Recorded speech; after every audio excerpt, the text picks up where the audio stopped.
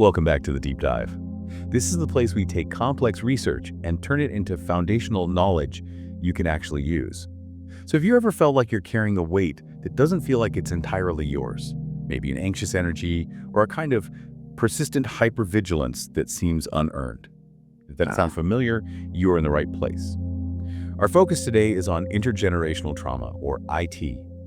Our mission is to really get our heads around a phenomenon that can cross decades, impacting some of us up to 4 generations beyond the original trauma. It's essentially the passage of these deep emotional and psychological effects from something severe like war, famine, systemic abuse, from the survivors down to their descendants. Even if those descendants, never directly experienced the event themselves. Exactly. This is so much more than just hearing a sad family story. It's about the descendant experiencing the whole emotional climate of the trauma. And that can show up as what? Anxiety. Depression. All of the above. Anxiety, depression, maybe an inability to form secure attachments. And this is all happening decades after the original threat has passed. To help guide us through this, let's use an analogy, sort of a roadmap for our conversation.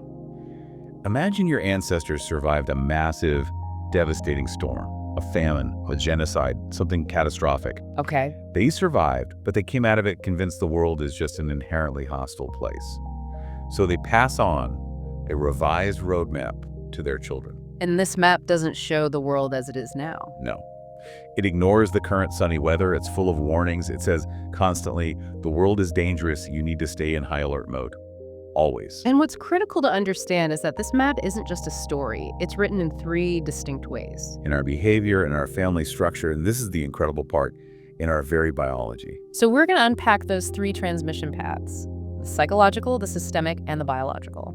We want to show you exactly how this emotional inheritance takes root. Okay, so let's start with the most immediate pathway, the one we can sort of see. Psychological and behavioral transmission. If the original trauma was a secret, something never discussed, how do those feelings of fear actually travel through time to the next generation? They travel non-verbally. The primary mechanism is what we call unconscious absorption. Unconscious absorption. Yeah, children are. They're like expert emotional seismographs. They don't just hear what their parents say, they feel it. They absorb the underlying emotional patterns. The constant state of vigilance you mentioned. That's it. And the specific ways their parents cope or, fail to cope with what's going on inside them. So a survivor of something awful might develop chronic avoidance or suppress their emotions or have this crippling anxiety. For them, those were adaptive behaviors. They helped them survive. But for their child? For their child, it transfers these distorted core beliefs. The child learns, without ever being told, that expressing feelings is dangerous, or that the world is fundamentally unstable. So it's not a lesson taught on a chalkboard. It's the air the child is breathing. Precisely. And if a parent, say, grew up in a home where their own grief or fear was always ignored by their traumatized parents, they just never learned how to model emotional acceptance. It's not that they don't care about their own child's feelings. No, not at all. It's not born from indifference. It's born from a complete inability to provide something they never received themselves. And this all gets amplified by the silence, right? The silence is huge. A central clinical feature of intergenerational trauma is what some researchers call the intergenerational conspiracy of silence. A conspiracy. Yeah. That sounds so deliberate. But often it's meant to be protective, isn't it? The first generation doesn't want to re-traumatize their kids with horror stories. It is often protective in its intent, yes. But the consequence is severe. This silence, it disrupts the family's historical legacy. It creates what we call absent narratives. Absent narratives. The descendants feel the anxiety. They see the rigid behaviors or the avoidance in their parents, but they have absolutely no context for it. So they have a map marked danger, but the part that explains why has been ripped out. That is the perfect way to put it. They're left with these confused, incomplete identities because the piece of the story that explains their family's emotional climate is just gone. Okay, that idea of the family's emotional climate is a perfect bridge to the second mechanism. This one frames IT not just as an individual problem, but as a dynamic happening within the family unit itself. Right. This is the systemic architecture of emotional inheritance. When we look at theories like Bowen family systems theory, the family is seen as this intensely connected emotional unit. A change in one person triggers a change in everyone else. A predictable reciprocal change. And that connectedness, which is usually a source of strength, becomes the very mechanism for spreading anxiety when trauma hits the system. So if the original trauma creates this chronic anxiety in the whole family system, how does the system process that? How does it move across generations? Well, it spreads, almost like an infection, flowing along the strongest emotional connections in the family. And over time, the system will typically funnel that excess stress onto its most vulnerable member, often a child. So one person becomes the lightning rod for the whole family's anxiety. They essentially absorb it, and it shows up as their individual symptoms: debilitating depression, extreme shyness, even chronic physical illness. The individual becomes symptomatic of the family's unresolved trauma. And if that pattern keeps repeating generation after generation, that's the multi-generational transmission process. That's the MGTP, exactly. You can trace it. Imagine the first generation survives the storm but develops severe avoidance, an emotional cutoff. The second generation, growing up with that, develops high-functioning anxiety and maybe a need for obsessive control. By the third generation, the most vulnerable member is now carrying the unspoken anxiety of the previous two. And they might develop, what, panic attacks? Severe panic attacks, chronic fatigue, something debilitating. It's this progressive emotional decline, and it's rooted in those unresolved emotional attachments from the very beginning. What's fascinating to me here is that a family isn't a closed loop. There are outside forces. How does societal anxiety play into all this? That is a critical piece. Societal pressures, systemic oppression, racism, economic discrimination, they generate a profound level of chronic anxiety at a macro-social level. This isn't just stress, it's daily threat exposure. And that filters down into the family. It acts as an amplification effect. It takes the baseline chronic anxiety that's already in the family system and just cranks it up, making it exponentially harder for anyone to manage their emotional reactivity. So the family's trying to function with, a 1940s wiring system, and society keeps turning up the voltage. That's a great way to think about it. And that psychological silence we talked about, systemically, that often shows up as emotional cutoff. Aiming. Members just distance themselves. Physically or emotionally, they move away, they stop talking. It's a way to avoid conflict. But while it gives temporary relief, it starves the family of the very connection it needs to process the trauma. And so the anxiety cycle is preserved for the next generation. So we have the psychological inheritance and the systemic framework. Now we need to get to the most, surprising piece of this puzzle, the biological echo. The idea that trauma can be literally coded into our physical bodies. This is through a field called epigenetics. And when people hear this, they often think it means our DNA itself changes, but that's not quite right. It's a common misconception. It is. Epigenetics refers to changes in gene expression, so how your genes are read. Trauma exposure can trigger these little chemical markers to attach to our DNA. Think of them as dimmer switches. Okay, dimmer switches. I like that. They can tell certain genes to turn on, turn off, or dial their volume way up or way down. The underlying DNA code, the blueprint, stays the same, but the instructions for reading that blueprint get altered by the environment.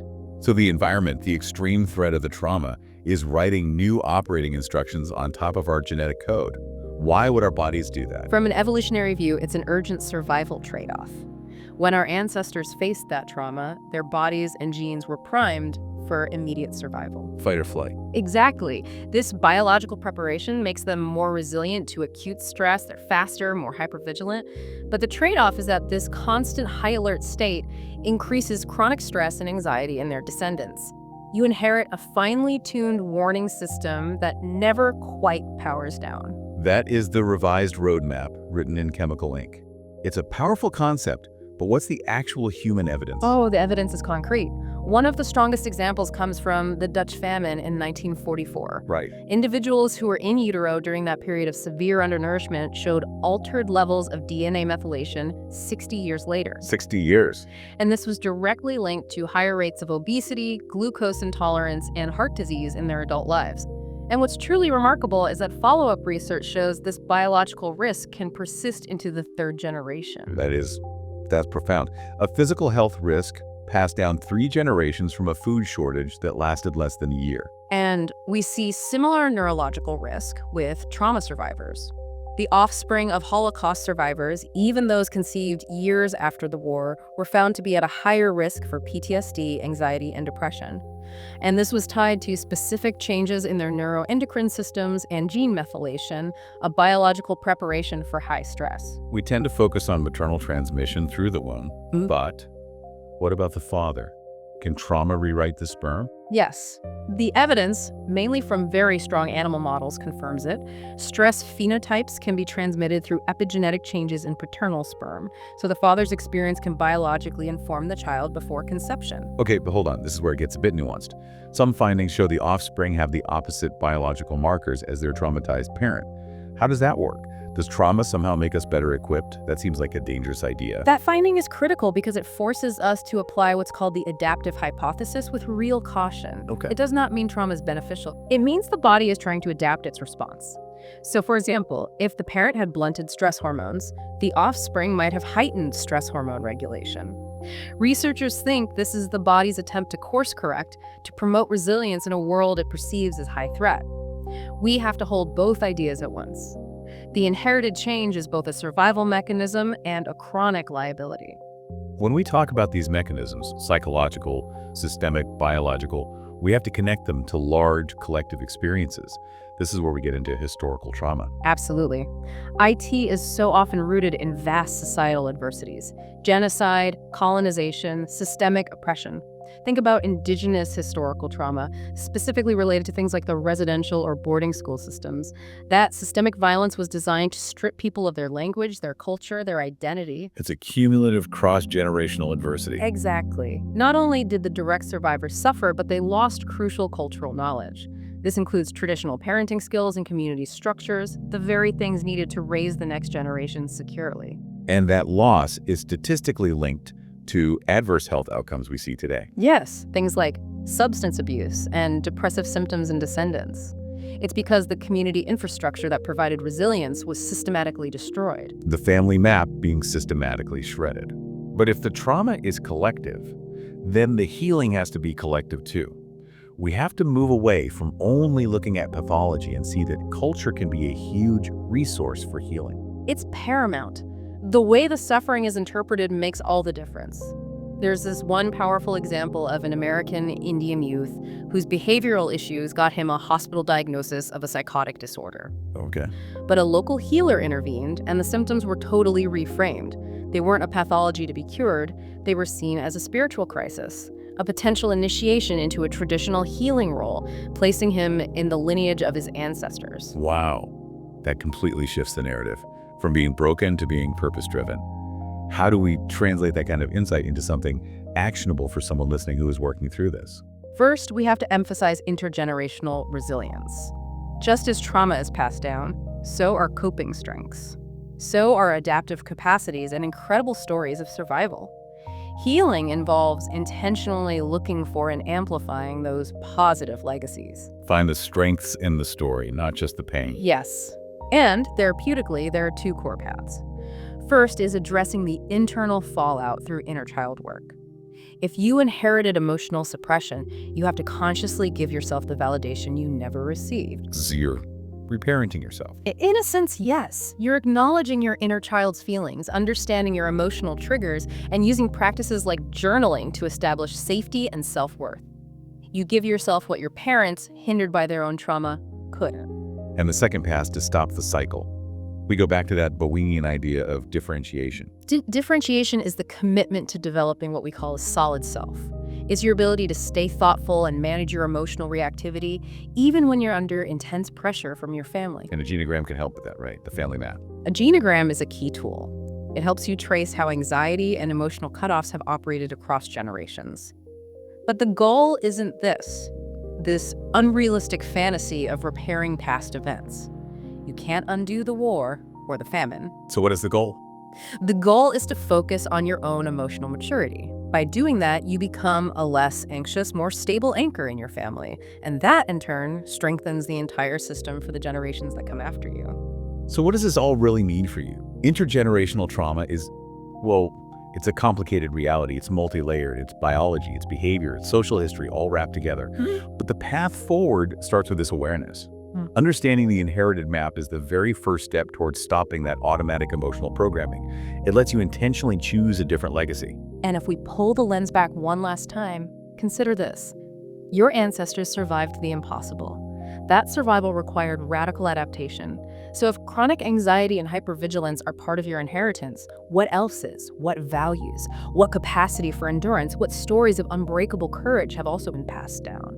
The greatest task now is to consciously identify and amplify that immense inherited resilience.